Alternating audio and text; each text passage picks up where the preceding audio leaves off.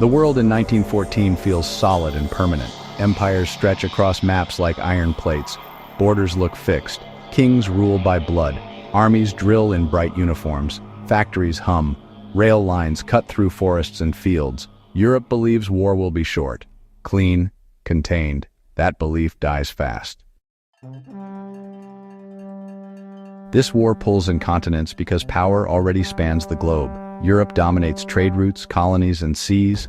When the core ignites, the outer edges follow. Britain, France, Germany, Austria-Hungary, Russia, and the Ottoman Empire sit at the center. Their flags fly on distant ports and garrisons. A fight between capitals becomes a fight across oceans. Germany stands newly unified and restless. Its industry rivals Britain. Its army trains for speed and shock. France carries the memory of defeat from 1871. It wants Alsace and Lorraine back. Britain guards sea lanes and empire wealth. Russia leans on sheer manpower. Austria-Hungary struggles to hold together rival peoples. The Ottoman Empire weakens but still controls vital land bridges.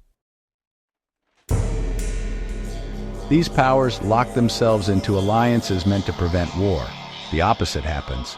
The Triple Alliance binds Germany, Austria-Hungary, and Italy. The Triple Entente links Britain, France, and Russia. Each treaty promises support. Each removes room to step back. When crisis hits, the system moves on rails. The spark comes from the Balkans. This region sits like dry brush between empires. Nationalism burns hot here.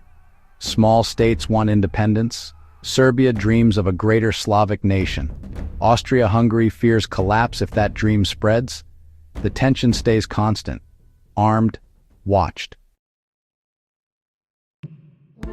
On June 28, 1914, Archduke Franz Ferdinand visits Sarajevo. He represents imperial authority. His car rolls through narrow streets. A young nationalist fires 2 shots. The sound cracks through the crowd. The heir and his wife die within minutes. Blood darkens the seat cushions. History pivots in that moment.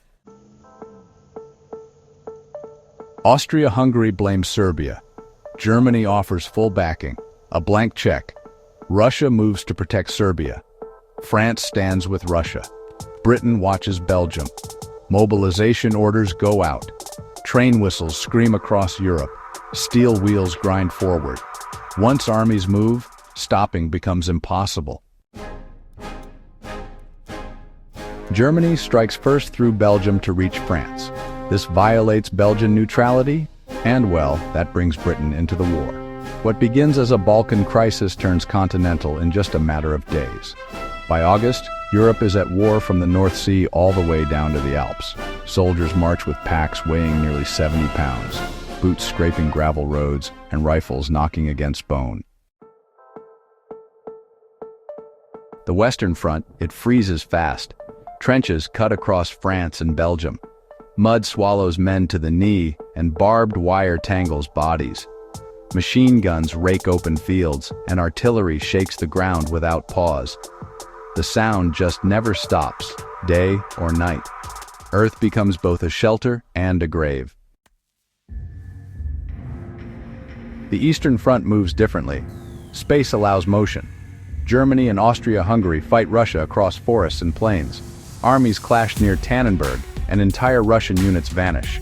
The scale is vast, with supply lines stretching thin. Soldiers freeze in winter coats that fail to hold heat. The Ottoman Empire joins the Central Powers. It controls the Dardanelles. And, well, this threatens Russian supply lines. Fighting spreads to Gallipoli, where cliffs drop into cold water. Amphibious landings fail under rifle fire. The Middle East becomes another front, and deserts see new railways and armored cars.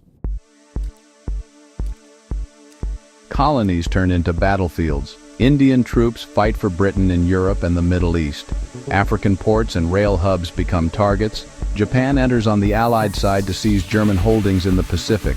Warships chase each other across distant seas. No region stays untouched. At sea, Britain uses its navy to strangle Germany. Blockades cut food and raw materials, and civilians feel hunger.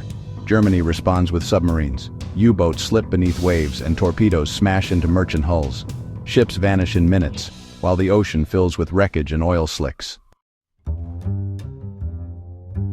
At first, the United States stays neutral, but those trade ties start to pull it toward the Allies. Then, German submarines begin attacking shipping. The sinking of the Lusitania really shocks the public. Telegrams, promising foreign support to enemies right on American borders, start to make the rounds. Pressure builds, and, neutrality begins to erode. Technology, it reshapes killing in ways folks hadn't seen before. Machine guns now fire hundreds of rounds per minute. Artillery shells, some weighing as much as small men, rain down. Poison gas drifts low and yellow, burning lungs and eyes. So masks become just a part of daily gear. Tanks show up, these steel beasts grinding over wire and trenches. Aircraft scout and strafe from above. War, it becomes truly industrial. Civilians, they become both targets and tools. Factories run day and night just non-stop. Women step in, filling industrial jobs. Cities dim their lights to avoid air raids. Food gets rationed, and, propaganda fills up posters and newspapers. Nations mobilize entire populations, and the line between front and home just disappears. The war spreads because empires depend on global networks.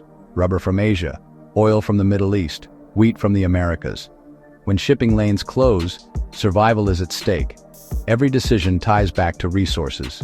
Control ground, control sea, control supply. By 1916, the scale defies comprehension. Verdun becomes a symbol of endurance. Artillery fires for months. The ground churns like wet clay. Bones surface after each barrage. The Somme opens with a single day that kills tens of thousands. Whistles blow, men climb ladders, many never reach open ground. Leadership struggles to adapt. Old doctrines fail against new weapons. Generals demand attacks to hold morale. Soldiers learn to dig deeper, build stronger shelters, trust small units. Survival depends on improvisation. War becomes a test of logistics as much as courage.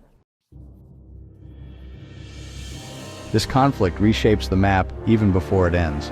Old empires strain under pressure. Nationalist movements grow louder. Colonial troops see European weakness firsthand. The idea of permanent imperial control cracks. World War I spreads globally because the modern world is already connected. Trade, alliances, communication, industry, pull one thread and the entire structure shifts. A single assassination exposes every weakness at once. Remember this: complex systems collapse fast under stress. Alliances lock choices in place. Technology accelerates consequences. When preparation fails, the cost comes due immediately. If this breakdown sharpened your understanding, stay with the channel, subscribe, share this with someone who values hard history. Part 2 continues where this pressure explodes.